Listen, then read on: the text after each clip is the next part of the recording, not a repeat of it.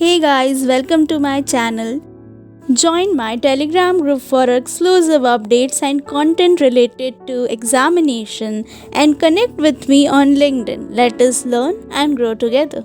Today we will discuss the paper of 2025 session that too was conducted in first shift and it is of CUET PG as you have seen the thumbnail. ठीक है चलो let us start the discussion. And all the answers will be explained to you in detail. So make sure कि आप अपने जो भी notepad है वो साथ में रखें so that you can note down all the details which will be discussed here. जो भी important points लगेंगे क्योंकि question might be framed again from the same topic. You may never know. जैसे कि ये question है फर्स्ट क्वेश्चन. अच्छा total 75 question हैं इसमें. ठीक है तो फर्स्ट क्वेश्चन जो है वो क्वेश्चन डॉक्यूमेंट से आया हुआ है. टाइप राइटर से ये क्वेश्चन पूछा गया है.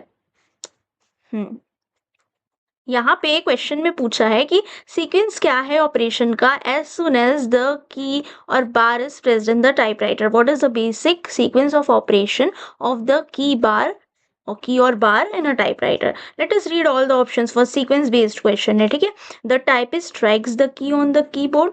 The ribbon transfer the impression to the sheet of paper behind it and the platen absorbs the force of the strike. First of all you must know दो यहाँ पे कीवर्ड्स है बहुत इंपॉर्टेंट है जो कि रिबन क्या होता है एक टाइपराइटर में, दूसरा प्लेटन क्या होता है एक टाइपराइटर में. ठीक है दोनों का ही बहुत इंपॉर्टेंट फंक्शन होता है. पहले रिबन बताते हैं. रिबन किसी भी चीज़ की बनी हुई हो सकती है. It can be made up of nylon, it can be made up of cotton, है ना. It basically acts as a film strip. अब ये इंक के सोर्स की तरह भी एक्ट करता है. It acts as a ink source for printing. It is placed between the type slug and the paper. Fine. तो रिबन ही है. And when it comes to platen again एक बहुत ही इंपॉर्टेंट कंपोनेंट होता है टाइपराइटर का. प्लेटन से भी इंडिविजुअली भी कुछ क्वेश्चंस ऐसा फ्रेम हो जाते हैं. ये कैसा दिखता है कुछ इस तरह से एक लॉक की तरह दिखता है. लॉक की तरह दिखता है, ब्लैक होता है एंड सिलेंड्रिकल रोलर जैसा इसका स्ट्रक्चर होता है. It is usually made up of rubber and it is designed as to hold the paper against the force of the type bars. Whenever type bars मतलब कि keys ही होते हैं. Type जो भी यहाँ पे लिखा है की बोलो या बार बोलो एक ही बात होती है. As the key bar falls back into the place the carrier usually moves one unit to the next typing space and ribbon advances. ठीक है the type block strikes the ribbon. okay then through the mechanical linkage or electrical triggering a type bar is thrown up. fine now अब यहाँ पे sequence बताना है. सबसे obvious चीज़ ये है कि पहली चीज़ तो यही होती होगी कि कोई भी टाइपिस्ट है वो स्ट्राइक करते हैं की को, है ना. बिना की प्रेस किए की फंक्शनिंग ही कैसे स्टार्ट होगी. तो obviously option A is the first thing that would be done by the person और द जो भी टाइप कर रहा है. तो ऑप्शन ए. अब इन दोनों में से कोई एक ही सही होगा, ई या बी. देखते हैं यहाँ पे. बी क्या कह रहा है the ribbon transfer the impression to the sheet of the paper behind it and the platen absorbs the force of strike. E कह रहा है through the mechanical linkage or electrical triggering a type bar is thrown up from the type. okay this is the another thing. जब तक कि mechanical linkage ही नहीं provide होगा, trigger ही नहीं provide होगा, हम कैसे एक्सपेक्ट कर लें कि बी वाला स्टेप फॉलो हो जाएगा, है ना. तो I think option number 1 must be correct. But बाकी और स्टेप्स भी देख लेते हैं. डी क्या कह रहा है the type block strikes the ribbon. Yes ये हुआ प्रोसेस, ट्रिगर मिला, इमीडिएटली जो टाइप ब्लॉक है it will strike the ribbon. अब जैसे ही रिबन में स्ट्राइकिंग होगी क्या होगा, रिबन जो रहेगा ribbon transfer the impression to the sheet. Ribbon ने अब इम्प्रेशन कहाँ ट्रांसफर कर देना है, शीट में. ये एक शीट है, इसमें हमको चाहिए सर्टेन चीज़ें लिखी हो. ठीक है I will be explaining everything in the detail so that you don't have to search for the explanation here and there. फिर यहाँ पे रिबन सारी चीज़ों को शीट में ट्रांसफर कर देगा. की प्रेस होने के बाद का सारा फिनोमेना है ये. फाइन फिर आ जाएगा लास्ट स्टेप. क्या होगा as the key falls back into the place. देखो की यहाँ पे लग गई है ना, जैसे ही आई सॉरी की प्रेस की गई, फिर उसके बाद रिबन यहाँ पर आया, जो जो चीज़ें सब टाइप हो गई, इसके बाद में की वापस अपनी जगह पे चली जाएगी. As simple as that. The carrier usually move one unit to the next typing. अब कैरियर अगली तरफ मूव करेगा. यहाँ पे हमने टाइप कर लिया, हो गया. अब कैरियर यहाँ चला जाएगा ताकि हम आगे टाइप कर सकें. Simple as that. Okay I hope the answer is clear to you. यहाँ पे हिंदी में भी दिया हुआ है if you want to look at it. I will share the PDF in my Telegram group, so do not forget to join us there as well. Which of the following confirms the anti-mortem hanging? मतलब कि death होने के पहले ही hang कर दिया गया था. ठीक है एंटीमोर्टम मतलब कि बिफोर डेथ हैंग कर दिया गया था पर्सन को, यानी कि वो जिंदा था। ड्रिपलिंग ऑफ सलाइवा, फ्रैक्चर हो जाता है फीमर, या फिर पोस्टमार्टम कैलोरिसिटी, या फिर प्रेजेंस ऑफ वॉमिट। देखो आंसर तो है, पता है if you know the answer तो ठीक है, अच्छी बात है। First option is the correct answer, dripping of saliva. Dripping of saliva, कोई पर्सन है उसकी डेथ नहीं हुई थी, ठीक है, उसे जिंदा ही हैंग कर दिया गया, फांसी से लटका दिया गया। तब ना ड्रिपलिंग ऑफ सलाइवा एक शॉर्ट साइन बन जाता है इस चीज का फ्रैक्चर यूजुअली नहीं देखने को मिलता है, but depending upon the circumstances. Caloricity सब में होती है, presence of vomit not always necessary. फिर अगला क्वेश्चन आता है, in death due to drowning. FMT के ही क्वेश्चन है दोनों, फॉरेंसिक मेडिसिन एंड टॉक्सिकोलॉजी के।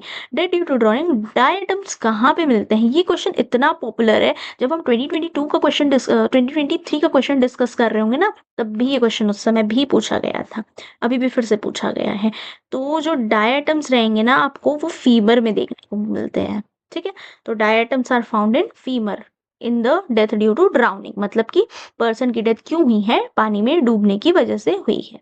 Okay, next question search method. Search method के क्वेश्चन भी आते हैं, वहां उसमें भी थे 2023 में थे शायद, हाँ 2023 के क्वेश्चन पेपर में थे। At the scene of crime from the centre of a circle to its radii, ठीक है। कैसे ऐसे ऐसे इस तरह से सर्चिंग होती है, किस में होती है बताओ, if you know the answer. But मैं बता देती हूँ, ये व्हील मेथड में होती है, ठीक है। और ग्रिड व्रिड में नहीं होता, ग्रिड में तो ऐसा ऐसा ऐसा चलता रहेगा। जोन में भी नहीं होता, क्वाड ही जोन को भी बोलते हैं। सर्च मेथड टॉपिक बहुत इंपॉर्टेंट है, एक बार जरूर से इस टॉपिक को पढ़ लेना कि डिफरेंट सर्च मेथड क्या है, कौन सा मेथड आउटडोर में यूज होता है, and which method is use for solving the crimes indoor. क्या बोल रहा है? Which of the following is not, यहाँ कीवर्ड है, not associated in the process of exhumation of dead body. ठीक है, तो देखो क्या होता है ना, डेड बॉडी को जब निकाला जाता है वापस से उनकी ग्रेव से बाहर, क्यों? क्योंकि एग्जामिनेशंस नहीं हो पाई होंगी, सर्कमस्टेंसेस कुछ ऐसी बन गई होंगी कि जहाँ पे हमें एक्सुमेशन करनी पड़ी। तो इनमें क्या चीज़ है जो कि रिलेटेड ही नहीं है? यहाँ पे एक्सुमेशन में उनका रोल ही नहीं है, तो इसका आंसर है एडवोकेट जनरल। डीएम की जरूरत होगी, एसडीएम भी, जुडिशियल मजिस्ट्रेट भी, इनके तो बिल्कुल आदेश के बिना पत्ता भी नहीं हिलता, ठीक है। तो ये है, एडवोकेट जनरल की नीड नहीं होती है सच यहाँ पे। नेक्स्ट क्वेश्चन क्या कहता है कि the witness is first examine in honourable court by the side which has called him. The examination of such witness is known as। Witness को सबसे पहले वो पार्टी एग्जामिन करेगी जो उन्हें बुलाती है। अब इस फिनोमेना को क्या बोलते हैं? हाँ, यहाँ भी बहुत से कुछ इंपॉर्टेंट चीजें बनेंगी, वो मैं बताऊंगी। पहले ये जान लें कि इसको एग्जामिनेशन इन चीफ बोलते हैं। जैसे कि सबसे पहले कोई क्राइम कमिट हुआ है, फाइन। अब उसके लिए एक गवाह बुलाया जाएगा, तो जो गवाह को बुलाएगा ना, वो सबसे पहले, जैसे पब्लिक प्रोसिक्यूटर ने बुलाया, पब्लिक प्रोसिक्यूटर सबसे पहले उस गवाह को खुद ही सवाल पूछ के एग्जामिन करेंगे, उसे हम एग्जामिनेशन इन चीफ बोलते हैं। उसके बाद ना क्रॉस एग्जामिनेशन होता है, ये सेकंड वाला एग्जामिनेशन होता है। पहले गवाह आया, उसका एग्जामिनेशन किसने किया? एग्जामिनेशन चीफ जो भी था, पब्लिक प्रोसिक्यूटर ने किया। फिर उसके बाद जो डिफेंस लॉयर है ना, वो क्वेश्चन पूछते हैं, उसको हम क्रॉस एग्जामिनेशन बोलते हैं। इसमें एक इंपॉर्टेंट सा वर्ड आता है लीडिंग क्वेश्चन। अगर किसी को पता है लीडिंग क्वेश्चन क्या है तो they can tell me in the comment, but if not तो मैं बता दूं कि लीडिंग क्वेश्चन जो होता है ना, वो बहुत ही मतलब एक इम्पॉर्टेंट सा रोल प्ले करता है through out the examination, usually cross examination के टाइम में पूछा जाता है। ओके, और फिर होता है री एग्जामिनेशन। री एग्जामिनेशन जो है थर्ड है। एक और चीज़ है बहुत इंपॉर्टेंट, लीडिंग क्वेश्चन को ना ही री एग्जामिनेशन में पूछ सकते, ना ही एग्जामिनेशन इन चीफ में पूछ सकते। लीडिंग क्वेश्चन सिर्फ और सिर्फ क्रॉस एग्जामिनेशन के टाइम ही पूछा जाता है। Document compelling the attendance of a witness on a specific day and time in a court of law under the penalty। Judiciary वाले क्वेश्चन आए हुए हैं, क्रिमिनोलॉजी के क्वेश्चन है। वैसे डॉक्यूमेंट को क्या बोलेंगे? तो it is सबपोइना।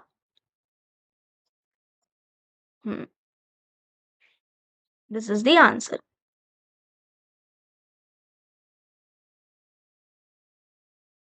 Question number 8, when a dead body is exposed to freezing temperature, cold stiffening of dead body occur due to solidification of। जब भी कोई भी डेड बॉडी को फ्रीजिंग टेम्परेचर में एक्सपोज कर दिया जाएगा, कोल्ड वाले टेम्परेचर में एक्सपोज कर दिया जाएगा, तब उसकी क्या होने लगेगी, सॉलिडिफिकेशन, वो बॉडी अपने आप सॉलिडिफाई होने लग जाएगी। अब ये फिनोमेना किस लिए होता है? So the answer is fat present है जो बॉडी में, उसकी वजह से वो होगा ऑटोमेटिकली, मतलब कि it will undergo certain changes the fat present in the body, और automatically it will lead to what, solidification of the body. और एक फेनोमेना है, if you know about it, उसको बोलते हैं एल्गर मॉर्टिस। एल्गर मॉर्टिस थोड़ा हटके समझा रही हूँ इस क्वेश्चन से। एल्गर मॉर्टिस को हम लोग बोलते हैं पोस्टमार्टम कूलिंग, ठीक है, पोस्टमार्टम कूलिंग। सो ये भी एक बहुत इंपॉर्टेंट फिनोमेना है जिसको एक बार चेकआउट जरूर कर लेना, क्योंकि question was framed back then from this topic. Next question, match the column type of question है, इजी पीजी सा है। बायोलॉजिकल एविडेंस क्या है इनमें से? सेलफोन रिकॉर्ड, ऑब्वियसली नॉट, वो तो एक डिजिटल एविडेंस है, तो डी का 1। हाँ, यहाँ से ही आंसर आ गया। फिर इसके बाद में क्या है, सी ट्रेस एविडेंस, या तो फिर लेटेंट प्रिंट एविडेंस जो कि नहीं दिखाई देता, ये है, यहाँ पे ही है। देन ए का ऑब्वियसली 4th है, एंड सॉइल तो एक ट्रेस एविडेंस हो ही जाएगा, ठीक है, तो this is the correct answer, easiest.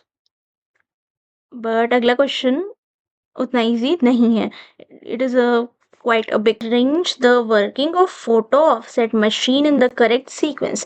जो फोटो ऑफसेट मशीन होती है उसका वर्किंग हमें बताना है। देखो, sequence based question, chronology based question बहुत पूछता है, ठीक है, क्रोनोलॉजी किसके बाद क्या आया, ये वो सब चीजें, फोरेंसिक फोटोग्राफी का क्वेश्चन है ये।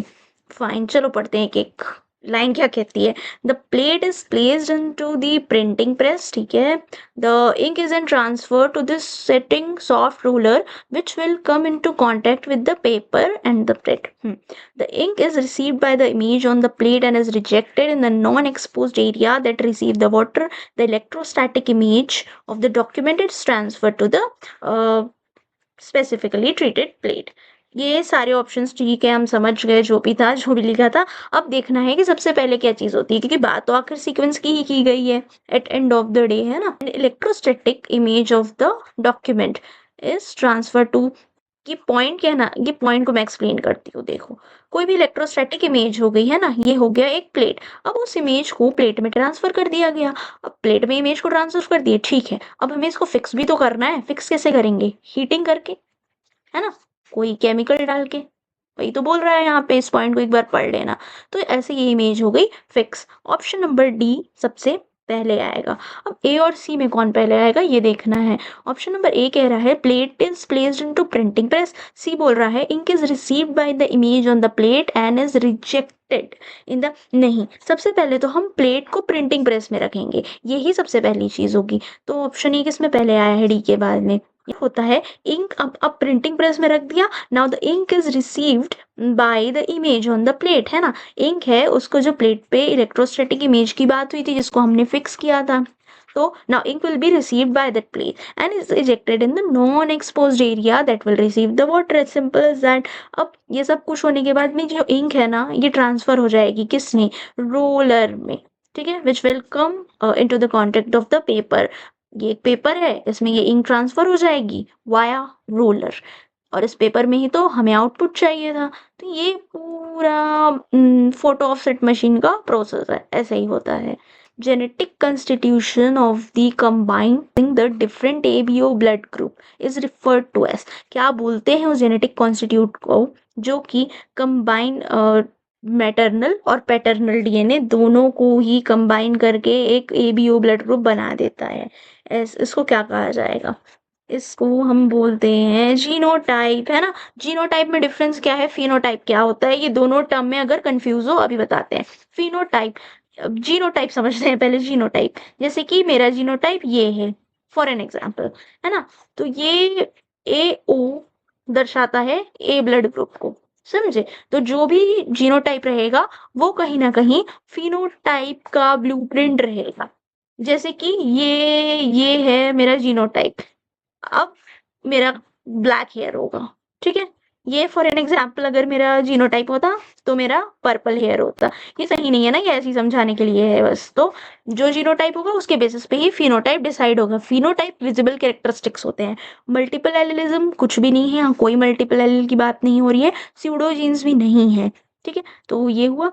अब क्वेश्चन नंबर 12 क्या कहता है, investigation of crime scene is carried out in which of the following, देखो अगेन क्रोनोलॉजी या फिर सीक्वेंस टाइप वाला क्वेश्चन बहुत है। This paper is full of, और यही करंट पैटर्न चल रहा है एनटीए का। जब हम नेट का पेपर देखेंगे ना, उसमें भी ये सब चीजें पूछी जाती है कि इसका सीक्वेंस बताओ, उसका सीक्वेंस बताओ करके। वो वन वर्ड वाला भी टाइम गया, वैसे क्वेश्चन ज्यादा नहीं आते हैं बट उतने भी नहीं आते हैं। तो क्राइम सीन इन्वेस्टिगेशन का स्टेप पूछ रहा है, सीएसएम का क्वेश्चन है क्राइम सीन मैनेजमेंट का। सबसे पहली चीज क्या होती है, जब भी आप as a forensic investigator crime scene पे जाओगे, you have to secure the crime scene. Without securing the crime scene चीजें आगे नहीं बढ़ती हैं। ओके, फिर reconstruction of crime scene management, first officer response, information of crime. जब तक हमें इन्फॉर्मेशन ही नहीं मिलेगी क्राइम की, हम आगे कैसे प्रोसीड करेंगे। फिर उसके बाद में ये सबसे पहली चीज होती है। फिर फर्स्ट ऑफिसर आएंगे, ये ही करेक्ट आंसर है, बट देख लेते हैं। फिर क्राइम सीन मैनेजमेंट में ये सब कुछ आएगा, सिक्योर कर देना क्राइम सीन को, डॉक्यूमेंटेशन करना, या तो फिर सर्चिंग करना, ये सब चीज़ आएंगी। सबसे आखिरी में किया जाता है रिकंस्ट्रक्शन ऑफ क्राइम, कि आखिर क्या हुआ होगा वो सब देखने के लिए हम एक पुतला वुतला रख के जो भी है पता लगाते हैं चीज़ों का। आई एम श्योर आपने प्रैक्टिकल्स किए होंगे कॉलेज में अपने। फिर क्वेश्चन नंबर 12 हो चुका, क्वेश्चन नंबर 13। क्वेश्चन नंबर 13 बहुत ही इजी वन वर्ड टाइप का क्वेश्चन है। जो क्रिमिनलिस्टिक्स वर्ड आया था, इसको किसने दिया था? इफ यू नो, पॉल कर्क ने दिया था। पॉल कर्क ने एक बहुत ही फेमस सा फॉरेंसिक साइंस के 7 प्रिंसिपल्स में से एक प्रिंसिपल भी दिया था। If you no, this is the homework question for you. कौन सा प्रिंसिपल? देखो एडमंड लोकार्ट का तो सबको पता है, प्रिंसिपल ऑफ एक्सचेंज दिया था उन्होंने। एडमंड लोकार्ट ने क्या दिया था? Principle of exchange. अल्फोंसो बॉर्टिलोन, इनका कंट्रीब्यूशन था एंथ्रोपोलॉजी के फील्ड में है। फिर आते हैं 14th क्वेश्चन पे, जो कि फिर वही चीज है। Arrange the following in the correct sequence followed by ultra perform liquid chromatography. Question आ रहा है स्टूडेंट के नाइटमेयर यानी इंस्ट्रूमेंटेशन पोर्शन से। फिर सारे ऑप्शन देख लेते हैं। और डिटेक्टर जो कि लास्ट में ही होता है, सेपरेशन कॉलम है, गार्ड कॉलम है, मोबाइल, फेस का रिजर्वॉयर है। If you want to read it once. ठीक है, ये देखना है कि सीक्वेंस क्या है। जैसे ही हम सैंपल को इंजेक्ट करते हैं, तो सैंपल के इंजेक्शन से लेके डिटेक्शन तक सारी चीजें, सबसे पहला तो रिजर्वॉयर ही होगा, है ना, कॉलम। ठीक, ABC, ऑप्शन 1 ही करेक्ट है। फिर आएगा डिटेक्टर। डिटेक्टर का काम ही होता है डिटेक्ट करना। रिजर्वॉयर में ना हम लोग रख देंगे सैंपल, फिर गार्ड कॉलम, देन यहाँ, फिर यहाँ। डिटेक्टर में फाइनल आउटपुट मिल जाता है। As simple as that. Detector usually last में ही होगा, recorder, detector.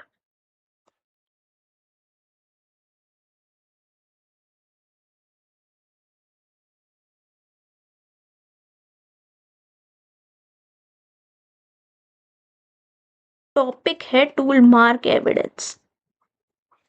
Trace evidence associated with the tool mark should be preserved from the loss of contamination। हाँ, अगर हमने टूल मार्क में कुछ भी ऐसा इंपॉर्टेंट सा पाया, जैसे कोई फिंगरप्रिंट हो सकता है ना, ब्लड के स्टेन्स भी तो हो सकते हैं, कुछ भी हो सकता है, उसको भी हमें देखना पड़ेगा। फिर अगला क्या है, marks on metal should be covered with oil to prevent oxidation. हम चाहेंगे ही कि उसमें ऑक्सीडेशन मत हो किसी भी तरीके का, है ना, वो रिजल्ट को ही हैम्पर करके रख देगा। फिर cast of tool mark should be prepare to take, हाँ, कास्ट तो हर चीज का ही लेना होता है। कास्टिंग कैसे की जाती है बताती हूँ सारी चीजें। क्लोज अप फोटोग्राफी भी लेनी होगी, सारी चीजें हो जाने के बाद क्लोज अप फोटोग्राफी लेनी होगी। तो वही क्रोनोलॉजी बेस्ड क्वेश्चन स्टेप जो भी पूछ रहा है टाइप का क्वेश्चन आया हुआ है। तो सबसे पहले तो हम लोग फोटोग्राफी लेंगे। किसी भी चीज को हैम्पर वैम्पर नहीं करना है, सबसे पहले फोटोग्राफी ही कर लेनी है। डी। फिर ट्रेस एविडेंस जो भी है उसको सबसे पहले हम पिक कर लेंगे in order to prevent loss या फिर कंटामिनेशन, बिकॉज ट्रेस एविडेंस एक बार गया नहीं मिलना है दोबारा। फिर आते हैं इस पे, मार्क जो भी है मेटल में उसका भी ऑक्सीडेशन हमें प्रिवेंट करना है। This is the correct answer. फिर फाइनली कास्ट प्रिपेयर कर लिया जाएगा, लेकिन सबसे पहले क्लोजअप फोटोग्राफी ही ली जाएगी, क्योंकि कभी कभी ह्यूमन आई बहुत सी चीजें मिस कर देती हैं जो कि फोटोग्राफ्स या वीडियो कैमरा कैप्चर कर लेते हैं। ठीक, अब 17 नंबर क्वेश्चन क्या कहता है, BPRND, बहुत ही इजी क्वेश्चन है। BPRND जो है वो किसके अंडर फंक्शन करती है? तो इसका आंसर है सेंट्रल गवर्नमेंट। अच्छा, BPRND का लोकेशन भी पूछ सकता है, सो यू मस्ट नो कि ये न्यू दिल्ली में लोकेटेड है। Moving on to the next question जो कि है non identity of question document can be established by comparing it with writing. हाँ, नोन राइटिंग, अगर कोई हमें अननोन मिल गया क्वेश्चन डॉक्यूमेंट, ही अननोन ही तो है वो, उसकी ऑथेंटिसिटी तो नहीं पता हमें, इसीलिए तो वो क्वेश्चन डॉक्यूमेंट है। तो अब इसको हम कंपेयर करेंगे अगर किसी भी नोन राइटिंग के साथ, तो उसकी आइडेंटिटी स्टैब्लिश हो जाएगी if the known and question writing have a considerable amount of general similarities। हाँ, then the number of fundamental repeated differences। yes, ये तो सही बात है, तभी तो हमें पता चल पाएगा ना कि आखिर हैं कि नहीं ये रिलेटेड आपस में ये दोनों documents. few basic divergences between QD and between the question and known writing, yes ये भी सही है। known और question writing बहुत ज़्यादा सिमिलर है बट आइडेंटिकल नहीं है, तो ये केस भी सही है। तो option C should be the correct answer। फिर यहाँ पे CBI क्या है ये किसे नहीं पता होगा। CBI क्या होता है, फुल फॉर्म, बहुत ही सिंपल सा सादा इजी सा क्वेश्चन है, सेंट्रल ब्यूरो ऑफ इन्वेस्टिगेशन। और क्वेश्चन नंबर डॉबर्ट स्टैंडर्ड से आया हुआ है, फ्राई स्टैंडर्ड या फिर डॉबर्ट स्टैंडर्ड, ये सब टॉपिक से भी क्वेश्चंस आते हैं। तो डॉबर्ट स्टैंडर्ड का फैक्टर इनमें से क्या नहीं है, मतलब जो बाकी सारी चीजें दी हुई हैं वो डॉबर्ट स्टैंडर्ड का फैक्टर है, बट कौन सा इनमें से फैक्टर नहीं है? वेदर द थ्योरी और टेक्निक कैन बी टेस्टेड, ये तो है, ये नहीं है। Whether the methodology has been peer review, ये भी है, और ये तो है ही। अब क्वेश्चन नंबर 21 भी देख लेते हैं। जैसे यहाँ पर दिया हुआ है मैच द कॉलम, बहुत ही इजी टाइप का क्वेश्चन है, जहाँ आप मेजर कंट्रीब्यूटर्स के नाम दिए हुए हैं और इसके साथ में हमें ये बताना है कि उनका रिलेशन किस फील्ड से है। जैसे कि कैल्विन गोडार्ड, सबसे पहले कैल्विन गोडार्ड कर्नल थे और उन्होंने कंपैरिजन माइक्रोस्कोप को भी लाया था। इसके साथ ही फॉरेंसिक बैलिस्टिक्स से उनका रिलेशन है। फिर Karl Landsteiner ABO blood grouping उन्होंने दी थी, तो इस कंट्रीब्यूशन की वजह से उन्हें हम ब्लड ग्रुपिंग से लिंक करते हैं। फिर यहाँ पे documentation, Albert Osborne and Matthew Orfila is father of modern toxicology. तो ये बहुत इजी सा क्वेश्चन था। और अब ऑप्शंस को अगर देखते चले तो इन पूरे दिए हुए ऑप्शन में third one is the correct answer. 3R rule जरूर पढ़ लेना। इसके अलावा कभी कभी कंपोजिशन भी पूछ देता है ग्लास का। ग्लास के डिफरेंट डिफरेंट टाइप्स होते हैं, उनके अलग अलग कंपोजिशन होते हैं, जैसे कि आपका बोरोसिलिकेट ग्लास हो जाता है ना, टेम्पर्ड ग्लास हो जाता है, लैमिनेटेड ग्लास हो जाता है, और नॉर्मल वाला हम लोग जो सोडा लाइम ग्लास देखते हैं डे टू डे लाइफ में वो हो जाता है, पायरेक्स है ना, बोरोसिलिकेट ग्लास का ही वो नाम है पायरेक्स, इंडस्ट्रियल नेम। तो ये सारी चीजें एक बार जरूर चेकआउट कर लेना क्वेश्चन, क्योंकि प्रीवियसली इसमें से फ्रेम हो चुके हैं। यहाँ पे आंसर है refractive index. Refractive index backline method में या बैकलाइन मेथड में बहुत ही इंपॉर्टेंट रोल प्ले करता है। अब एक और क्वेश्चन है जो कि बहुत बहुत सिंपल सा है। Government of India printing press to print bank note कहाँ पे प्रिंट होते हैं? ये भी बहुत पूछते हैं कि बैंक नोट कहाँ पे प्रिंट होते हैं, करेंसी से रिलेटेड, काउंटर फिटिंग से रिलेटेड। फिलहाल इसका आंसर है नासिक। नासिक लोकेटेड इन, कहाँ है नासिक? महाराष्ट्र में। ठीक, क्वेश्चन नंबर 24 पूछता है which of the following can be classified by Henry's system. Henry system किसके लिए था? Henry system of classification fingerprint के लिए था। पॉइजन क्लियर डिजिटल नहीं, हेनरी सिस्टम ऑफ क्लासिफिकेशन था वो फिंगरप्रिंट क्लासिफिकेशन सिस्टम था। और हेनरी का जो सिस्टम था क्लासिफिकेशन का, उससे भी एक बार इस प्रोसीजर क्या था, कैसे करते थे क्लासिफिकेशन, है ना, just have a look at it once. क्योंकि हम क्या ना क्वेश्चन से टॉपिक प्रिपेयर करते जाएंगे तो वो एक फोमो नहीं होगा कि कुछ छूट गया वाला। फिर ये क्वेश्चन क्या कहता है, a DNA expert in a forensic science laboratory क्या कंफर्म करता है एक डीएनए एक्सपर्ट? क्या टॉक्सिन्स को कंफर्म करता है, एज को, आइडेंटिटी ऑफ इंडिविजुअल तो वो करता ही है ना? आइडेंटिटी ऑफ इंडिविजुअल अगर पता नहीं चला तो फिर उसका मतलब ही क्या रह जाएगा? Which of the following produce antibodies directly? अच्छा ये आपका इसमें भी आ सकता है, immunology. Which of the following produce antibodies directly? देखो, एंटीबॉडी एंटीजन रिएक्शन वाला जो एक फिनोमेना होता है, क्यों होता है? एंटीजन को टैकल करने के लिए बॉडी में फॉरेन बॉडीज आ जाती है ना, हमारी बॉडी में एंटीजेंस आ जाते हैं, कोई भी फॉरेन मटेरियल, उनको टैकल करने के लिए हमारा इम्यून सिस्टम एक्टिवेट हो जाता है। एंड आफ्टर दी एक्टिवेशन क्या करता है, बी लिम्फोसाइट्स रिलीज मार देता है, बी लिम्फोसाइट आएंगे, देन वो टी हेल्पर सेल्स को एक्टिवेट करेंगे, ऐसा ही बहुत लंबा सा फिनोमेना होता है। बट अगर कोई मेन कंपोनेंट है जो कि हमारे डिफेंस मैकेनिज्म में, बॉडी के डिफेंस मैकेनिज्म में की रोल प्ले करता है, तो वो होता है आपका WBC, यानी कि ल्यूकोसाइट्स, है ना? ल्यूकोसाइट्स का की रोल रहता है यहाँ पे। ठीक है, next question. Which of the following is correct for alpha keratin in hair? This is the question. देखो, it is alpha helix cross linked by disulfide bonds, या फिर it is alpha helix but not cross linked by disulfide bonds. ठीक है, फिर it is alpha fold not cross linked by disulfide bond. हाँ, beta sheet तो है ही नहीं, fourth option तो देखते ही समझ में आ जा रहा है गलत है, ये ही सही है। यहाँ डिफरेंट टाइप ऑफ इंसिजन्स दिए हुए हैं जो पे बॉडी पे लगाए जाते हैं, कट्स की बात हो रही है।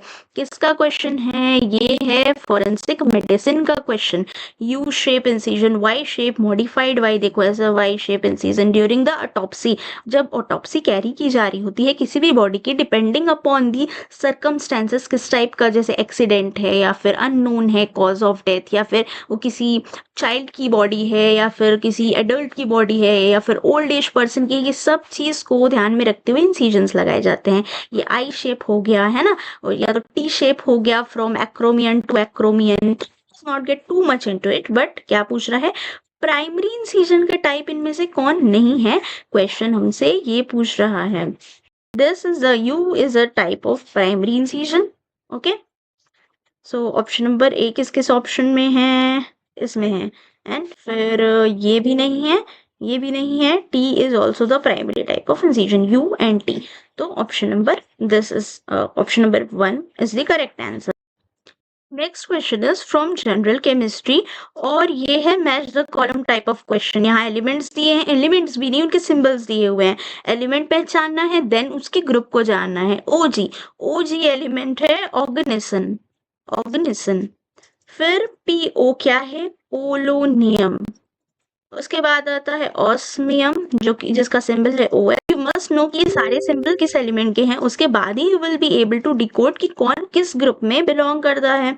मेटालॉइड है, नोबल गैस है, एंड नॉन मेटल है, along with the transition metals as well. ठीक है, तो ये है। सबसे पहले ए देखते हैं, ऑर्गेनिसन। ऑर्गेनिसन जो है वो आता है नोबल गैस की कैटेगरी में, न्यूली एडेड एलिमेंट है, one of the newly added element है दिस। फिर polonium is a metalloid, again ये भी दोनों में से कोई हो सकता है। सी वाला देखते हैं, ऑस्मियम। ऑस्मियम जो है वो आपका ट्रांजिशन एलिमेंट है, तो this might be the correct answer. Then selenium is obviously one of the non metallic component, तो 41 का answer number 3 is the correct answer. Sorry, option number 3 is the correct answer.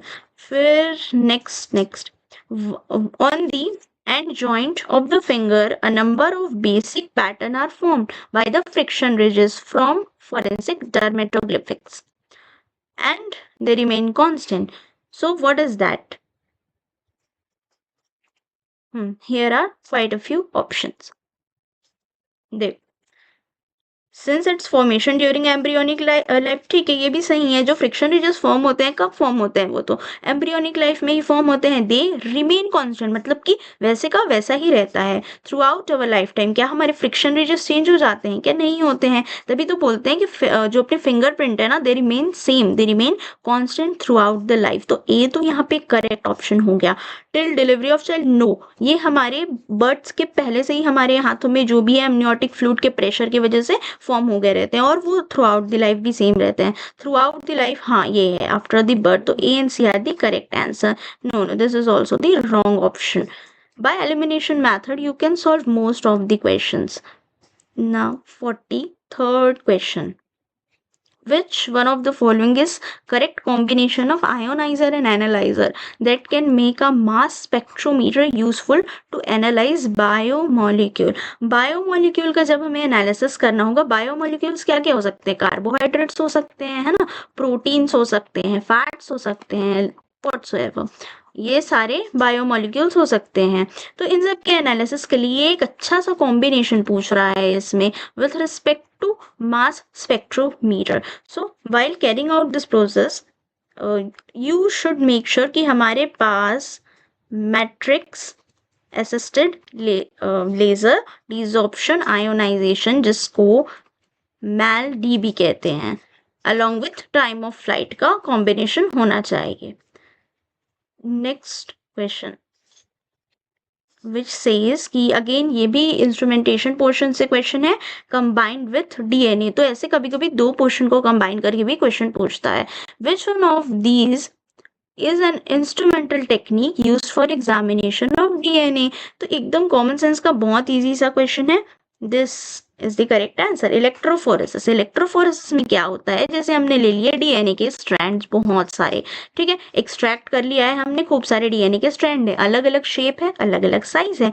फिर यहाँ पे electrophoretic chamber में अगारोस jail रहेगा, इसे हमने collect कर दिया, कनेक्ट कर दिया किसी भी इलेक्ट्रिसिटी सोर्स से। अब क्या होगा, एक रहेगा पॉजिटिव टर्मिनल, एक रहेगा नेगेटिव टर्मिनल। डीएनए कैसा होता है?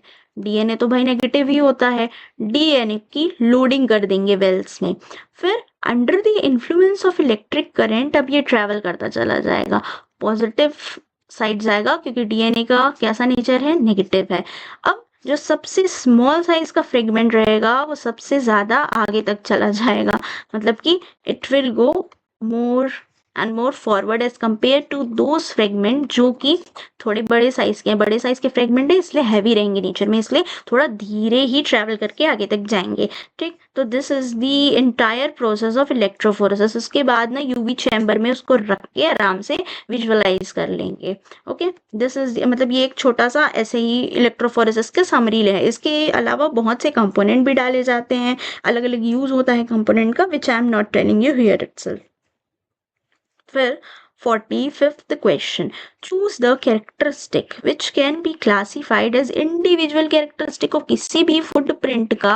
कोई भी फुटप्रिंट आपको मिला, अब हम कैसे उसको इंडिविजुअलाइज करेंगे? सारा तो सेम सेम भी दिख सकता है ना। तो देखो, एम्बेडेड मटेरियल क्या इंडिविजुअलाइजेशन के लिए हेल्पफुल हो सकता है?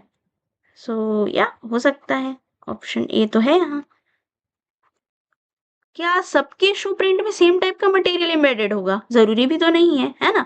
जैसे कोई गया था थोड़ी रेतीली जगह पे, तो हो सकता है किसी के शू प्रिंट में हमें रेत मिले, तो वो तो एक इंडिविजुअल कैरेक्टरिस्टिक ही हुआ ना। तो ऑप्शन ए यहाँ पर सही है। फिर नेक्स्ट ऑप्शन क्या कह रहा है, wear pattern, wear and tear के पैटर्न जो भी हैं, हाँ ऑप्शन बी भी सही है। सबके शू प्रिंट में सेम वियर पैटर्न हो ये जरूरी नहीं होता, अलग अलग भी हो सकते हैं। फिर अगला है डिज़ाइन, सोल का डिज़ाइन नहीं, सेम भी हो सकता है, ये एक क्लास कैरेक्टरिस्टिक है। सोल का मटेरियल भी सेम हो सकता है, ये भी गलत है। A B and option number 3 is the correct answer, ठीक है। जो सेम हो सकता है वो सोल डिज़ाइन है। फॉर एन एग्जाम्पल, किसी के पास जैसे कि नहीं एडिडास, क्या लिख रहे हैं, एडिडास के शूज़ है, एडिडास के शूज़ का सेम डिज़ाइन हो सकता है, दो सेम कॉपी हो सकती हैं जूतों की, है ना। सोल मटेरियल भी हो सकता है उसमें सेम यूज़ किया हो, तो ये इंडिविजुअल कैरेक्टरिस्टिक कैसे हुआ? फाइन। तो this is the difference between the individual and class characteristic. Class characteristic वैसे कैरेक्टरिस्टिक हैं जो ग्रुप ऑफ पीपल के लिए कॉमन हो सकते हैं, जैसे कि मैंने अभी एग्जांपल दिया एडिडास के जूते का 2 जूतों का सेम डिजाइन हो सकता है। ऐसा नहीं है कि पर्सनलाइज एकदम, हाँ, अनलेस पर्सनलाइज किया गया हो तब ही हम उसे इंडिविजुअल कैरेक्टरिस्टिक मानेंगे। फिर सोल मटेरियल भी सेम हो सकता है 2 जूतों में, क्या पता सेम फैक्ट्री से बना हो, वो भी तो क्लास कैरेक्टरिस्टिक हुआ, है ना। इंडिविजुअल मतलब कि जो किसी पर्टिकुलर पर्सन के लिए कॉमन होगा, सॉरी, पर्टिकुलर पर्सन के लिए ही स्पेसिफिक होगा, वही है। कॉमन हुआ तो क्लास, स्पेसिफिक हुआ तो इंडिविजुअल कैरेक्टरिस्टिक। फाइन। नेक्स्ट क्या है ये क्वेश्चन, अगेन ये भी इंस्ट्रूमेंटेशन का ही क्वेश्चन दिख रहा है। Do not skip the instrumentation topic, specially DNA से बहुत पूछता है उसको, डीएनए से रिलेटेड इंस्ट्रूमेंट, ठीक है, जैसे कि इलेक्ट्रोफोरेटिक चैम्बर हो गया, एसडीएस पेज की टेक्निक हो गई, ये सारा भी नहीं स्किप करना है। माइक्रोस्कोप पोर्शन भी नहीं स्किप करना है, और डीएनए टाइपिंग के पोर्शन में ये एसडीएस पेज की टेक्निक और इलेक्ट्रोफोरेसिस की टेक्निक, बिकॉज इससे क्वेश्चन रिपीटेडली पूछते हैं, you will get to know as we proceed. फिर इसके बाद में यूवी स्पेक्ट्रोमीटर की टेक्निक हो गई, डिफरेंट डिटेक्टर्स हो गए, ये सारे कॉन्सेप्ट्स पूछते हैं। Arrange the following microscope in increasing order of resolution power, सबसे कम रेजोल्यूशन पावर किसकी होगी। देखो तो यहाँ पे ना 2 टाइप के माइक्रोस्कोप होते हैं। पहला तो हो गया आपका लाइट माइक्रोस्कोप। लाइट माइक्रोस्कोप क्यों बोला जा रहा है, क्योंकि इसमें लाइट को एज अ सोर्स यूज कर रहे हैं, है ना। लाइट जब मिल रही है तब जाके आपको आपका स्पेसिमेन दिख रहा है। फाइन। दूसरा होता है इलेक्ट्रॉन माइक्रोस्कोप। ठीक है, इलेक्ट्रॉन माइक्रोस्कोप का नाम ऐसा क्यों पड़ा, क्योंकि जब इलेक्ट्रॉन को ही बॉम्बार्ड किया जाता है सैंपल पे, तब जाके ही वो सैंपल विजुअलाइज हो पाता है। तो अपना अपना दोनों का फंक्शन है, लाइट का और दूसरी जगह पे इलेक्ट्रॉन का। Fine, look at all the options. फिर इनमें अब सीक्वेंस पूछ रहा है, सबसे अच्छा वाला रेजोल्यूशन पावर इंक्रीजिंग ऑर्डर पूछ रहा है ना, मतलब कि सबसे खराब वाले से सबसे अच्छा, यानी कि कम होना चाहिए, सबसे कम वाले से सबसे बेहतरीन वाला रेजोल्यूशन पावर कौन दे देता है। तो इलेक्ट्रॉन माइक्रोस्कोप जो है वो हमारा सेम है और दूसरा हमारा टेम है, बाकी सारे हमारे क्या हैं, लाइट माइक्रोस्कोप। ठीक है, सेम और टेम को छोड़ के। सो this is the correct answer. सबसे कम जो रेजोल्यूशन पावर है ना, कंपाउंड माइक्रोस्कोप की रहेगी। फिर उसके बाद आएगा पोलराइजिंग, उसके बाद आएगा कौन, फ्लोरेसेंस माइक्रोस्कोप, फिर आएगा सेम, उसके बाद आएगा टेम। टेम जो है ना वो मस्त 3D विजुअलाइजेशन के लिए यूज होता है। अगर कोई पॉलन का कंपोनेंट मिला, इसका पूरा इंटरनल स्ट्रक्चर आप इसे देख सकते हैं, ये इतना ज़्यादा अच्छा बेहतरीन किस्म का माइक्रोस्कोप होता है। क्यों, क्योंकि इलेक्ट्रॉन माइक्रोस्कोप है, इलेक्ट्रॉन की बम्बार्डमेंट के थ्रू ही हमें विजुअलाइजेशन करने देगा ये। सो this is the sequence, this is the correct answer. अगला क्वेश्चन है 47th question, matching type of question है, इंस्ट्रूमेंटेशन से आया हुआ है। फिर यहाँ पे स्पेक्ट्रोस्कोपी है और उस स्पेक्ट्रोस्कोपी का एप्लीकेशन पूछ रहा है। ठीक है, read the all the options, मैं यहाँ पे एक्सप्लेन करती हूँ आंसर। देखो अभी मैंने यहाँ पे मास स्पेक्ट्रोस्कोपी में क्या समझाया था, मास टू चार्ज रेशियो लेके वो आइडेंटिफिकेशन करता है। तो डी का तो ऑप्शन नंबर 2 होगा, यहाँ ये है करेक्ट आंसर, यहाँ से ही दिख रहा है, बट फिर भी हम बाकी ऑप्शंस को भी देख लेते हैं। FTIR स्पेक्ट्रोस्कोपी, FTIR स्पेक्ट्रोस्कोपी है वो अब्जॉर्प्शन इन इंफ्रारेड रीजन, क्योंकि FTIR का फुल फॉर्म ही ये होता है, फरियर ट्रांसफॉर्मर इन इंफ्रा रेडिएशन। फिर फ्लोरेसेंस स्पेक्ट्रोस्कोपी, फ्लोरेसेंस है, क्या यूज होता होगा, फ्लोरोफोर यूज होते होंगे, बी का ऑप्शन नंबर 4 था, this is the correct answer. फिर इसको भी देख लेते हैं, visible light spectroscopy, UV visible spectroscopy सा ही कुछ है, क्या, बेसिस ऑफ कलर, विजिबल क्या होगा, कलर ही तो विजिबल होगा ना। और ये जो विबग्योर होते हैं ये कहाँ पे फॉल कर रहे होते हैं, किस रीजन में फॉल कर रहे होते हैं, इसकी हेल्प से ही हम ये सब विजुअलाइज कर सकते हैं। तो this is the correct answer. Arrange the following elements in increasing order of their atomic number, means कि जो भी एलिमेंट यहाँ पे दिए हुए हैं ना उन सबको छोटे से बड़े क्रम में हमें अरेंज कर देना है। ठीक है, I hope the ink is visibility, पता नहीं दिख रहा है कि नहीं, ये ले लेते हैं। ओके देखो सबसे अब पहले तो एक एलिमेंट का एटॉमिक नंबर देखते चलते हैं। रुबिडियम का 37 है, बेरियम जो है उसका एटॉमिक नंबर होता है 56, फिर उसके बाद जिरकोनियम है 40, जीनॉन है 54 और ये जो हमारा सिल्वर है वो है 47।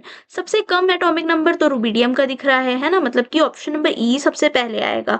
इंक्रीजिंग बोला है, ऑर्डर को बिल्कुल मत भूलना। फिर इसके बाद क्या है, 37 हुआ। फिर हमारा सबसे छोटा जिरकोनियम है ऑप्शन नंबर ए, मतलब ये तो सही आंसर है। फिर भी आगे देख लेते हैं। फिर ई, फिर ए, उसके बाद 37, 40, 47 यानी कि सिल्वर। फिर आएगा 54 यानी कि जीनन। उसके बाद सबसे आखिरी में है 56 यानी कि बेरियम। EACBD, EACBD। ठीक है, चलो ऐसे भी क्वेश्चंस पूछे जा रहे हैं ना, तो एक बार बेसिक केमिस्ट्री भी थोड़ी सी देख के चले जाना एग्जाम के लिए। बहुत इजी वाला क्वेश्चन है, मैच द कॉलम पूछ रहा है। ब्रांचेस दी हुई हैं, उनका सबसे एप्रोप्रिएट डिस्क्रिप्शन क्या है। जैसे साइकेट्री की ब्रांच हो गई, it deals with behavioural pattern of the criminal, की क्यों क्राइम किया गया होगा आखिरकार, what could be the possibilities, कौन सा मेंटल डिसऑर्डर या अबनॉर्मलिटीज हो सकते हैं। फाइन। इंजीनियरिंग में देखते हैं ओरिजिन ऑफ मेटालिक फ्रैक्चर। ए का ऑप्शन नंबर 3 है, ये यही से आंसर समझ में आ रहा है। बी का ऑप्शन नंबर 4 है। सी ओडोंटोलॉजी यानी कि माउथ पार्ट डेंटिशन में जो भी प्रॉब्लम है उनसे डील करते हैं। कंप्यूटर फॉरेंसिक्स में हम देखते हैं कि आखिर क्या है, डिजिटल एविडेंसेस क्या कह रहे हैं। Information derive from digital devices, जो भी मोबाइल फोन्स हैं, आपके टैबलेट्स हो गए, आपके एसडीडी कार्ड हो गए, एचडीडी कार्ड हो गए, ये सब का एनालिसिस कहाँ पर होता है, डिजिटल फॉरेंसिक्स में होता है। अगला क्वेश्चन, अरे क्या कह रहा है, which of the following method is considered and most basic and least accurate. ये सारे मेथड जो है ना क्राइम सीन मैपिंग के मेथड है, या फिर क्राइम सीन रिकंस्ट्रक्शन का मेथड भी हम बोल सकते हैं। तो इनमें सबसे बेसिक और सबसे कम एक्यूरेसी किसकी है। देखो आंसर है हालांकि इसका बेसलाइन मेथड। एक एक मेथड समझाती हूँ। यहाँ पे इसको हमने बेसलाइन कंसीडर कर लिया, यहाँ पे पड़ा है एविडेंस, बेसलाइन से इसका डिस्टेंस देखा जाएगा। ठीक है, ये है बेसलाइन मेथड। इसको सबसे कम एक्यूरेट माना जाता है, उतना अच्छा नहीं है, एक्यूरेसी उतनी नहीं दे पाता है ये। ट्रायंगुलेशन मेथड तो फिर भी ठीक ठाक एक्यूरेसी दे देता है। ट्रायंगुलेशन मेथड में क्या हो रहा है, ये पड़ा है आपका एविडेंस, जैसे कि डेड बॉडी, अब इसका सर का डिस्टेंस नापना है, तो इसको हमने ए और बी को हम लोग ट्रायंगल बनाएंगे। यहाँ से कैसे, यहाँ से मेजर कर देना, यहाँ से मेजर कर देना, ट्रायंगुलेशन मेथड हो गया। फाइन, तो ये है चीजें। फिर आगे देखते हैं 51 क्या कह रहा है, a permanent record of size and distance between the crime scene and the physical evidence is best preserve. कैसे होगा, तो अगर आपको क्या एक परमानेंट रिकॉर्ड चाहिए कि क्या डिस्टेंस है उस क्राइम सीन में पड़े हुए, ये क्राइम सीन है, अब मैं ये कैसे बताऊं कि ये जो वो बोतल पड़ी हुई है वो कितने डिस्टेंस में पड़ी हुई है ना। तो इस चीज के लिए बहुत इंपॉर्टेंट हो जाता है क्राइम सीन स्केच बना लेना। स्केचिंग मेथड में हम अप्रोक्सीमेट डिस्टेंस भी लिखेंगे, हम स्केच के साथ टाइम भी लिखते हैं। अब ये डिस्टेंस किसी भी यूनिट में हो सकता है इंच में लिखा गया हो सकता है सेंटीमीटर में हो सकता है मीटर में हो, कोई भी यूनिट यूज कर सकते हैं। टाइम लिखा गया रहता है स्केच में, है ना, प्लेस जो भी लोकेशन है वो सब लिखी गई होती है। तो स्केच जो है वो बेस्ट है, इसको आप कोर्ट में भी रिप्रेजेंट कर सकते हो, है ना। 2 टाइप के स्केच होते हैं, क्या कहें, 2 टाइप के स्केच, एक है रफ, एक है फेयर। नाम से ही समझ आ रहा है, रफ स्केच उतना अप्रोक्सीमेट डेटा देगा, उतना अच्छा वाला कुछ हमें एक्यूरेट मेजरमेंट नहीं बताता है। विदाउट मेजरमेंट भी कई बार रफ स्केच बना दिया जाता है। फेयर स्केच मतलब कि अच्छे से मेजरमेंट लेना है, अच्छे से हमें बताना है कि हाँ भाई देखो ये 5 किलोमीटर था, ये नहीं बोलना है कि थोड़ा दूर पड़ा था दीवार से, ऐसा नहीं है, फिर वो रफ स्केच वाली बात हो जाएगी। ठीक है, आई होप सब समझ में आ रहा है कि एक चीज मैं इसलिए डिटेल में बताती जा रही हूँ। फिर देखते हैं मैचिंग क्या कहता है। ब्रिज, ब्लॉक, कुशन, वैड, एनविल, कहाँ से आया है क्वेश्चन भाई, बैलिस्टिक से आया हुआ है, फोरेंसिक बैलिस्टिक से क्वेश्चन उठाकर दिया गया है। Metallic protrusion where the primer get compressed and explodes when the hammer strikes the primer। ये एक मेटेलिक प्रोट्रूजन है जहाँ पे प्राइमर रखा होता है, और primer when it get compressed obviously वो क्या कर देगा, एक्सप्लोड कर देगा। फिर वो हैमर के स्ट्राइकिंग से एंटायर प्रोसेस होता है। ठीक है, प्राइमर का काम क्या होता है, दो वर्ड्स आते हैं, ये भी समझा देती हूँ। प्राइमर और प्रोपेलेंट दो वर्ड आते हैं। तो जब भी फायरिंग पिन स्ट्राइक करती है ना, मतलब हैमर जब भी फायरिंग पिन को स्ट्राइक करता है, ये आपका हैमर है, किसको स्ट्राइक करेगा, फायरिंग पिन को, तब ना इस प्राइमर में एक स्पार्क प्रोड्यूस होता है। स्पार्क यानी कि चिंगारी प्रोड्यूस होती है, जो कि इन रिटर्न आपके प्रोपेलेंट को जला देती है। प्रोपेलेंट जला, फायर आर्म के अंदर ढेर सारे, जैसे ये एक फायर आर्म हो गया। ठीक है, क्या हुआ, सबसे पहले हैमर ने स्ट्राइक किया, किसको किया, फायरिंग पिन को किया। फिर क्या हुआ, उसके बाद में प्राइमर में चिंगारी उठी। प्राइमर में चिंगारी उठने से क्या होगा, प्रोपेलेंट धुआं धुआं हो जाएगा। जितना सारा धुआं होगा उतनी जल्दी आपका बुलेट है या कोई भी एमिनिशन है वो आगे की तरफ पुश हो जाएगा। पूरा फायरिंग मैकेनिज्म समझा दिया मैंने, छोटा सा, इतना डिटेल में नहीं था, फिर भी छोटे से तरीके से ही। इसको हम एनविल बोलेंगे, ये याद रखना। एक कार्डबोर्ड होती है या फिर कोई प्लास्टिक की डिस्क भी हो सकती है, जो कि 12.5 mm थिक होती है in the cartridge that seal the barrel on the firing and prevent it's escaping of the gases. ये ना किसकी डेफिनेशन है, क्वेश्चन वैट की डेफिनेशन है। वैट्स किस में देखने को मिलते हैं, अगर ये क्वेश्चन आपसे पूछा जाए तो याद रखना, यूजुअली शॉटगन एमिनिशन में हमें देखने को मिलते हैं वैट्स। ठीक है, याद रखना। अलग अलग टाइप के वैड होते हैं, बेस वैड हो गया, क्वेश्चन वैड हो गया, एयर वैड हो गया, ऐसे कर करके अलग अलग टाइप के वैड्स होते हैं। फिर steel block which closes the breech of the firearm. Breech word आ चुका है, ब्रीच ब्लॉक ही तो होगा ये। Option 1 probably is the correct answer. हाँ, it is only the correct answer, और कुछ भी मैच नहीं हो रहा है क्योंकि। फिर कार्डबोर्ड या प्लास्टिक का पीस होता है, inside the brass head of the shotgun this is nothing but the base wad. ठीक है, आई होप ये एक्सप्लेनेशन सब क्लियर है। और ये फायरिंग मैकेनिज्म जो मैंने बताया बहुत इंपॉर्टेंट है। ठीक है, इसको कहीं पे तो भी नोट करके रख ही लेना, काम आएगा ये वाला फायरिंग मैकेनिज्म। ये मैं लाइटिंग ही चुनती हूँ हमेशा। नेक्स्ट क्वेश्चन क्या कहता है, क्वेश्चन नंबर 52 हमने अभी भी सॉल्व किया है। क्वेश्चन नंबर 53 जो है ये रहा, अगेन इंस्ट्रूमेंटेशन का क्वेश्चन। इंस्ट्रूमेंटेशन 2025 में तो भर भर कर दिया हुआ था। इंक्रीजिंग सेंसिटिविटी के हिसाब से हमें इसको अरेंज करते जाना है। चलो देखते हैं क्या क्या है। Gas chromatography, ECD, TLC, HPLC, PDA, फिर GC, Q, T dot F, NHPLC, RI. सबसे ज्यादा सेंसिटिव इंक्रीजिंग पूछ रहा है ना, हाँ हाँ, सबसे ज्यादा सेंसिटिव इनमें से अगर कोई है तो that is your GC, Q, T not F. कहीं पे दिया है option number D, yes this might be the correct answer. और ऑप्शंस भी देखना है। लीस्ट सेंसिटिव है भाई प्लेनर क्रोमेटोग्राफी का टाइप है, टीएलसी लीस्ट सेंसिटिव है। तो अगर आपको लीस्ट और मोस्ट भी पता है तो कहीं ना कहीं हम क्वेश्चन को इजीली सॉल्व कर सकते हैं। फिर इसके बाद आता है HPLC, RI, TLC, HPLC.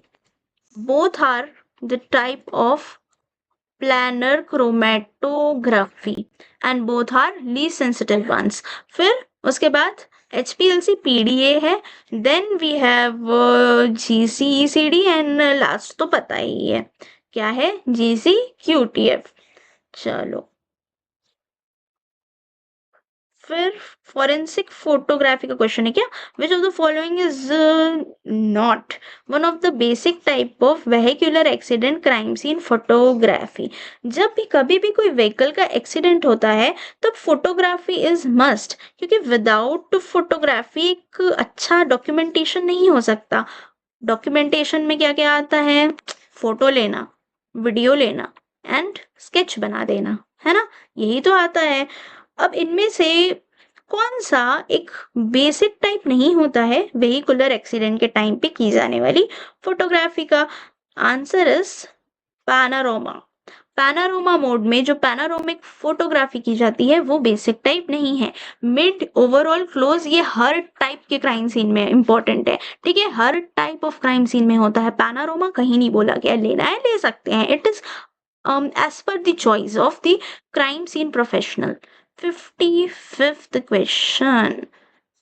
Different यहाँ पे केमिकल दिए हुए हैं and we have to match it with the purpose of adding in the paper composition. कहाँ से आया है क्वेश्चन डॉक्यूमेंट का क्वेश्चन है. क्यों डालते हैं भाई starch, kaolin, alumina and polythene raisin, resin, sorry not raisin, resin क्यों डाला जाता है? स्टार्च डाला जाता है स्ट्रेंथ के लिए. स्टार्च कपड़ों पे भी लगाई जाती है, थोड़ा सा हार्ड कर देता है कपड़ों को, है ना. ए का ऑप्शन नंबर 3 सही है. फिर आगे आगे और ऑप्शन भी देखते चलते हैं. केओलाइन क्यों डाला जाता है? ऑब्वियसली कोटिंग एंड फिल्म के लिए. एलम फिटकिरी जिसे हम कहते हैं, साइजिंग ऑफ पीएच का ना, तो ऑप्शन 4 ही करेक्ट है. इसे भी देख लेते हैं. रीजन का पर्पस होता है एक्सट्रूशन कोटिंग के लिए, जो भी बाहर की कोटिंग वोटिंग हो गई वो सारी इसी से होती है. ठीक है. फिर अगला क्वेश्चन क्या है? गुस्टाफ्सन्स मेथड से आया है. ओके, गुस्टाफ्सन मेथड का लेक्चर देख लेना, बहुत इंपॉर्टेंट है. और उसमें सबसे अच्छा, अब जैसे गुस्टाफ्सन मेथड से क्या क्या क्वेश्चन पूछता है. एक तो सबसे पहला तो यही पूछ देगा, ह्यूमन एज कैलकुलेट करनी है ना, तो वो गुस्टाफ्सन मेथड यूज करना है. But for which of them, क्या 21 से ऊपर वाले, या तो फिर क्या फीटस की एज हो सकती है गुस्टाफ्सन मेथड से कैलकुलेट, 10 साल के बच्चे या फिर 10 से 20 साल के बच्चे. देखो गुस्टाफ्सन मेथड में एज तो कैलकुलेट करते हैं, बट किस चीज को, अच्छा 21 ईयर से ऊपर वालों की करते हैं on the base of the dentition, दांतों को देखते हैं. सबसे कुछ ना 6 क्राइटेरिया होते हैं, अलग अलग भी लेक्चर में मैंने समझाया है, एक बार जाके प्लीज देख लेना, आता ही है क्वेश्चन. सबसे रिलायबल कौन सा क्राइटेरिया है, ये बहुत पूछता है. सबसे रिलायबल कौन सा क्राइटेरिया है इन 6 में, तो रूट रीज ऑप्शन करके एक क्राइटेरिया है, वो मोस्ट रिलायबल माना जाता है. फिर एक क्राइटेरिया आता है एट्राइटेशन. एट्राइटेशन है ना, वो ओनली कैरेक्टर है जो कि विजिबल होता है वाया नेकेड आइज. तो इसीलिए मैं कह रही हूँ, ऐसे समझ में नहीं आएगा, पर एक एक कैरेक्टरिस्टिक को देख लेना. 6 है, बहुत छोटा सा लेक्चर है, क्विकली कंप्लीट हो जाएगा. और इसका तो आंसर फिलहाल यही है कि 21 साल से ऊपर वालों के लिए यूज होता है, उससे नीचे वालों के लिए आप नहीं यूज कर सकते. एक्वा फोर्टिस इसको बोलते हैं, बेसिक है, एकदम इजी सा क्वेश्चन है. ठीक है. क्वेश्चन नंबर 57 है. एक्वा फोर्टिस हम कहते हैं नाइट्रिक एसिड को, नाइट्रिक एसिड का दूसरा नेम होता है एक्वा फोर्टिस. फाइन. चलो अगला पॉइंट देखते हैं, अगला क्वेश्चन देखते हैं. गन पाउडर का कंपोजिशन है, फिर से दे दिया हमें बैलिस्टिक से क्वेश्चन उठा के. तो गन पाउडर का कंपोजिशन एकदम अच्छे से बाय हार्ट याद होना चाहिए, क्योंकि ये चेंज नहीं होता, वैसी का वैसे ही रहता है. ये करेक्ट आंसर है. पोटेशियम नाइट्रेट रहेगा. अभी अभी इसे याद करते चलो. 57%. सल्फर है 15%, और जब मैं बात करती हूँ किसी भी कार्बोनेटेड कंपोनेंट की, चारकोल की, वो 10% ही है. ये बाय हार्ट याद होना चाहिए. ठीक है, क्योंकि पूछता है, देखो ये क्वेश्चन पूछ लेगा. गन पाउडर अभी भी पूछा हुआ है, नेट में भी ये क्वेश्चन एक बार आ चुका है. यू मस्ट बी थिंकिंग ऐसा क्या है जो नहीं पूछता है. फिर 59th है. Which metal poisoning cause मिनीमाटा disease. बहुत ही फेमस क्वेश्चन है. हर एक का कोई ना कोई कैरेक्टरिस्टिक फीचर है और कीवर्ड है जिससे उस पॉइजन की पहचान पूछी जाएगी. तो जब मिनीमाटा डिजीज बोला, जो जापान में आया था, क्यों हुआ था पता है? मर्क्यूरी पॉइजनिंग की वजह से हुआ था. तो मिनीमाटा डिजीज ऐसे याद कर सकते हो. मिनीमाटा डिजीज किससे रिलेटेड है? मर्क्यूरी से रिलेटेड है. फिर एक ना वर्ड और आता है सैटर्निज्म. ये वर्ड को लिखते चलो. सैटर्निज्म लेड पॉइजनिंग से रिलेटेड है. मीसलाइन, ये भी एक वर्ड आता है, आर्सेनिक पॉइजन से रिलेटेड है ना. थैलियम को हम लोग क्या मानते हैं? आइडल पॉइजन मानते हैं. कैसा ideal poison? Ideal homicidal poison. किसी को ऊपर पहुंचाने के लिए यूज किया जा सकता है. डिटेक्ट करना तो इतना मुश्किल है कि पूछो ही मत. ठीक. ये So here we have a matching type of question जो कि आया है टॉक्सिकोलॉजी से. यहाँ पे डिफरेंट पॉइजन्स या कंपोनेंट्स के नेम दिए हुए हैं, जैसे ricin from Ricinus communis. Abrin जो है वो एब्रस प्रिकेटोरियस का एक्टिव कंपोनेंट है. एब्रस प्रिकेटोरियस. राइसिन कहाँ से मिला है? राइसिन किस में से आया है? Ricinus communis. तो देखो सबका ही हमें नाम जानना चाहिए ना, कौन कहाँ से डराइव हुआ है. दोनों ही प्लांट बेस्ड टॉक्सिन्स हैं. फिर हाइलोरुनिडेज एंड हिस्टामिन्स. ठीक है, अब एक एक को देखते हैं। ये सारे इसमें ऑप्शंस दिए हुए हैं। फिर सबसे पहला है राइसिन। ये आता है आपका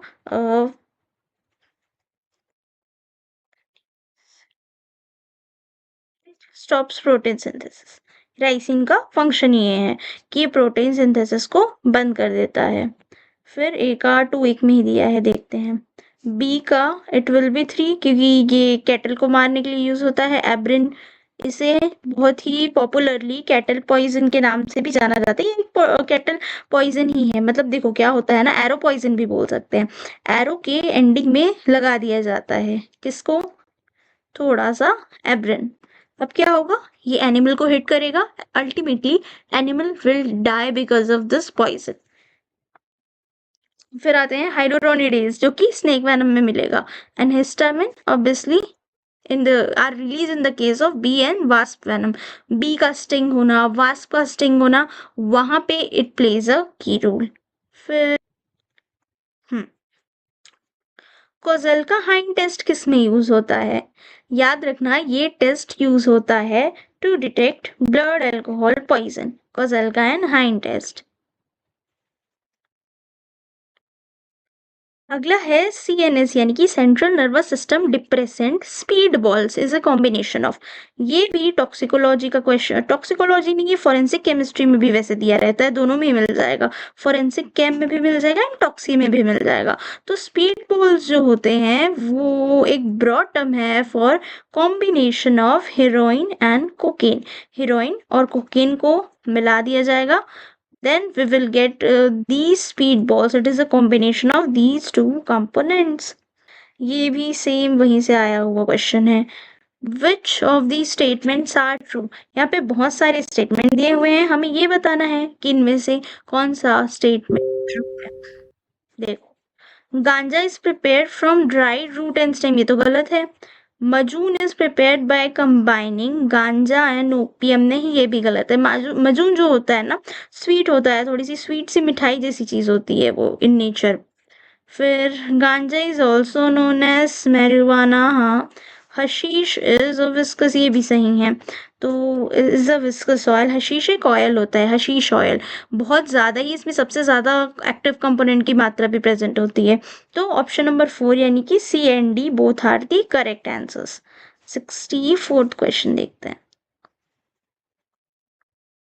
The method which is used in 3D reconstruction of crime scene that require many part of the crime scene to be measured, ठीक है, for determining the height and size of the evidence is known as, कि इसमें एक method के बारे में पूछ रहा है जो कि 3D रिकंस्ट्रक्शन में यूज हुआ रहता है क्राइम सीन के, है ना। तो 3D रिकंस्ट्रक्शन की जब बात आएगी तब वहां पे फोटोग्रामेट्री यूज होता है। इससे हम लोग कहीं ना कहीं ये एक अप्रोक्सीमेट साइज और हाइट भी पता कर सकते हैं एविडेंस की, जैसा कि यहाँ पे दिया हुआ है। फिर question number 65।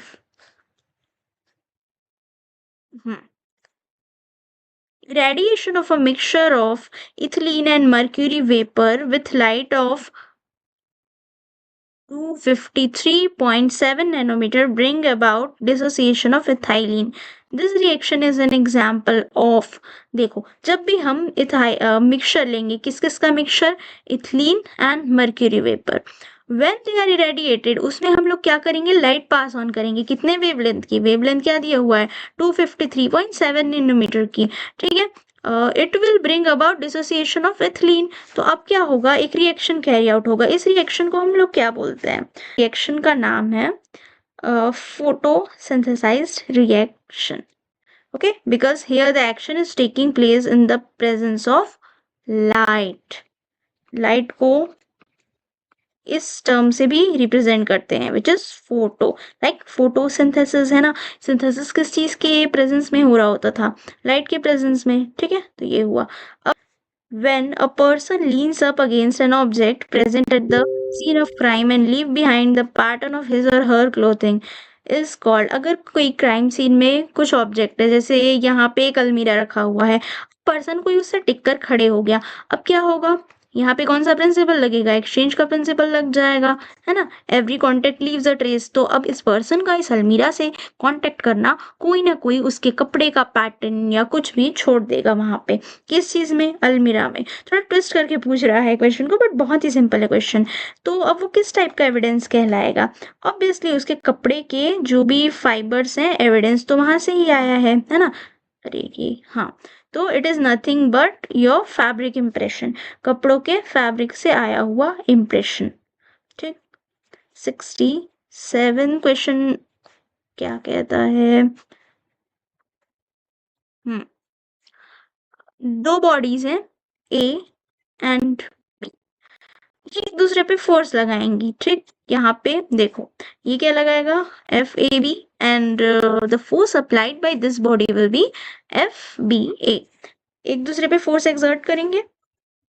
I hope this is not clear तो नहीं है बिल्कुल भी। हाँ, एफ बी ए ये एक्सर्ट करेगा। अब ये एक्सप्रेशन क्या बनेगा, F A B plus F B A, net force क्या हो जाएगी, 0 हो जाएगी। किसका थ्योरम है, या फिर यूं कहूं कि कौन सा लॉ है ये, न्यूटन का लॉ है, फिजिक्स का क्वेश्चन था। which of the following acid is known as spirit of salt, इसके पहले भी ऐसा ही सेम क्वेश्चन पूछा था, अभी फिर से ये क्वेश्चन पूछा हुआ है। तो जनरल केमिस्ट्री का ही क्वेश्चन है ये। स्पिरिट ऑफ सॉल्ट नाम से किसे जाना जाता है, it is nothing but hyaluronic acid, sorry hydrochloric acid. Okay, hydrochloric acid को हम स्पिरिट ऑफ सॉल्ट्स भी कहते हैं। तो ये कुछ कुछ कॉमन नेम्स होते हैं जिसे याद रख लेना चाहिए। फिर अगला क्वेश्चन देखते हैं। Pure alkaloid cocaine which can be smoked is commonly known as, एक ऐसा प्योर फॉर्म अल्कलॉइड कोकीन का जिसे हम स्मोक करने के लिए भी यूज, हम नहीं जो एडिक्ट्स हैं वो स्मोक करने के लिए भी यूज करते हैं, तो उसको हम क्या कहते हैं, अगर पता है तो यू शुड नो कि ये बेस बॉल कहलाता है, बेस बॉल। ठीक है, baseball is the form of cocaine जो कि काफी प्योर सा रहता है, और इसे स्मोकर्स यूज करते हैं। क्यों, नॉर्मली ऐसे ही, जस्ट ऐसे ही इसी प्योर फॉर्म में स्मोक करने के लिए। 5 क्वेश्चंस और बचे हुए हैं। डिफरेंट सीपीओस के नाम हैं, इनके मोटो को हमें बताना है। फॉरेंसिक का जनरल फॉरेंसिक पोर्शन है जहाँ पे बीपीआरएनडी के बारे में बात होती है, और डिफरेंट जो अपने सेंट्रल पुलिस फोर्सेस हैं, स्टेट पुलिस फोर्सेस है ना, हायरार्की अगर पढ़ी होगी पुलिस की तो हायरार्की ऑफ पुलिस से भी क्वेश्चन आता है। और ये क्या है, ये सारे जो दिए हुए हैं ना वो सेंट्रल पुलिस फोर्सेस में आते हैं, सेंट्रल पुलिस फोर्सेस में आते हैं, है ना, स्टेट पुलिस फोर्सेस हैं। तो ये सब, ये पोर्शन भी एक बार देख लेना क्योंकि क्वेश्चन यहाँ से पूछ सकते हैं। B ITBP and Assam rifles. For A it is सेवा और निष्ठा, ये जो है ये सीआरपीएफ का जो टैग लाइन है, should say kind of tag line है या फिर मोटो है। ए का 1, तो ये दोनों में से ही कुछ करेक्ट आंसर होगा। बी है एसएसबी, एसएसबी टैग लाइन सेवा पर धर्मा, इनका ये है मोटो है। तो आई think this is the correct answer, but इसको भी देख लेते हैं। इसका 3rd ही है, डी का हाँ ये बस आमने सामने ही दिया हुआ था, बहुत ही इजी टाइप का क्वेश्चन था। Now the question 71 is about arranging the proper sequence in which the paper is being made. This question is again from the portion of question doc. सारे ऑप्शंस को देखते हैं। The pulp is cooked in a large digesters, large digesters में pulp, देखो pulp से ही बनता है paper, ठीक है, तो वो पल्प जो है उसको रिफाइनरीज में भेजा जाएगा, where fibres are cut to a standard size. क्या होगा, अब मतलब देखो अभी ये सीक्वेंस नहीं है, बट मैं एक ऑप्शन को समझा रही हूँ। पहले लिखा है कि पल्प को कुक किया जाएगा डाइजेस्टर में, फाइन। सेकंड में लिखा हुआ है कि इन पल्प को रिफाइनरीज में भेज देंगे जहां उन्हें छोटे छोटे पार्ट्स में कट कर दिया जाएगा ताकि फर्दर उसे प्रोसेस किया जा सके। फिर उसमें ब्लीचिंग हो जाएगी एंड उसको बीटर में रखा जाएगा जहाँ पे डिफरेंट कलर ऐड किए जाएंगे और डिफरेंट साइज में उन्हें अरेंज भी कर दिया जाएगा। It is blown under the pressure to separate the fibre and remove जो भी क्या है एक्सट्रानियस मटेरियल्स हैं, एक्स्ट्रा जो मटेरियल हो गए, कुछ भी फालतू के एडिटिव्स हो गए, उनको हटाना। फिर लास्ट में क्या लिखा है, पेपर इज ड्राइड एंड कैलेंडर्ड, तो सबसे पहले तो ये बहुत ऑब्वियस है कि हम पल्प लेंगे और पल्प को डाइजेस्टर्स में डालेंगे, नो डाउट अबाउट इट। तो ऑप्शन ए जो है वो करेक्ट है, बट इसमें तो सब में ऑप्शन ए दिया हुआ है। फिर अब let us move on to the next step. क्या बोल रहा है? I think this is more appropriate. क्या होगा? It is blown under the pressure, फिर उसको हम सेपरेट कर देंगे। किस चीज की बात हो रही है? पल्प की। सारा प्रोसेस है जो वो पल्प के अंडर ही हो रहा है। Pulp will be put under pressure, और इसको प्रेशर में रखने का रीजन क्या है? टू सेपरेट द फाइबर, जो भी उसमें एक्स्ट्रा फाइबर्स हैं, जो भी उसमें एक्स्ट्रा मटेरियल्स हैं, है ना। तो अगला ऑप्शन क्या है? Number D. पहला होगा ऑप्शन नंबर ए, दूसरा होगा ऑप्शन नंबर डी। फिर उसके बाद देखते हैं अगला ऑप्शन है। अब क्या होगा ना, उसमें ब्लीच कर दिया जाएगा। इट इज ब्लीच्ड, उसको ब्लीच कर दिया जाएगा एंड उसको बीटर में रख दिया जाएगा। बीटर में it will again undergo processing. कौन? पल्प। क्या क्या करेंगे? उसमें कलर डाल देंगे, जो कलर आपको अपने पेपर का चाहिए, है ना। और डिफरेंट डिफरेंट साइज में अगर अरेंज करना है तो उसे डिफरेंट डिफरेंट साइज में भी अरेंज कर दो। A D C, this might be the correct, but B और ई ऑप्शन को भी एक बार देख लेते हैं। फिर पल्प को रिफाइनरीज में डाल देंगे, जहाँ पे जो फाइबर्स हैं उनको कट कर दिया जाएगा और स्टैंडर्ड साइज में ला देंगे। पूरी प्रोसेसिंग होने के बाद we have to make sure कि पल्प को समहाउ ड्राई कर दिया जाए। ठीक है, so this is the correct answer and this is the exact sequence जहाँ पे पेपर की प्रोसेसिंग होती है। फिर अगला question, question 72, the US department, United State department of justice started a training program called ICI TAP mainly to train 72nd का answer होगा Latin America. अगला क्वेश्चन है, Cobra battalion work under the operational command of which of the following police organisation. फिर से question आया हुआ है police organisation से। You must read all those things जो मैंने ऊपर में बोली थी कि पुलिस ऑर्गेनाइजेशन, चाहे वो स्टेट पुलिस ऑर्गेनाइजेशन हो, चाहे वो सेंट्रल पुलिस ऑर्गेनाइजेशन हो। ये क्वेश्चन है सेंट्रल पुलिस ऑर्गेनाइजेशन से, तो इसको भी एक बार अच्छे से पढ़ लेना। फिर पुलिस की हायरार्की भी देख लेना, कहाँ पे कौन आता है, मतलब कि डीजीपी कहाँ पे हैं, फिर और कांस्टेबल कौन से उसमें आते हैं करके, वो पूरा एक हायरार्की है, उसको एक बार चेकआउट जरूर कर लेना। फिर this is the 73rd question और इसका आंसर है CRPF। अब क्वेश्चन आता है बॉर्डर सिक्योरिटी फोर्स से BSF। BSF का फुल फॉर्म क्या है? Border security force. किस मिनिस्ट्री के अंडर आता है बॉर्डर सिक्योरिटी फोर्स? तो ये आता है मिनिस्ट्री ऑफ होम अफेयर्स के अंदर। बहुत से लोग कंफ्यूज हो सकते हैं कि शायद मिनिस्ट्री ऑफ डिफेंस इसका आंसर है, पर नहीं, ऐसा नहीं है। मिनिस्ट्री ऑफ होम अफेयर्स के अंदर आता है बॉर्डर सिक्योरिटी फोर्स। ओके, अब आखिरी क्वेश्चन है असम राइफल। देखो नीचे का जो पूरा क्वेश्चन है ना, वो सेंट्रल पुलिस ऑर्गेनाइजेशन पे ही दिया हुआ है, पूरा पूरा। स्टेट पुलिस ऑर्गेनाइजेशन का ऐसा सच अभी दिखा नहीं, फिर भी हेडक्वार्टर ऑफ असम राइफल। देखो असम राइफल्स नाम से थोड़ा थोड़ा समझ आ रहा है ना। असम राइफल कहाँ पे है इसका? शिलोंग में है। ठीक है, गुवाहाटी में नहीं है, न्यू दिल्ली में भी नहीं है, दिलबुग्राम में भी नहीं है।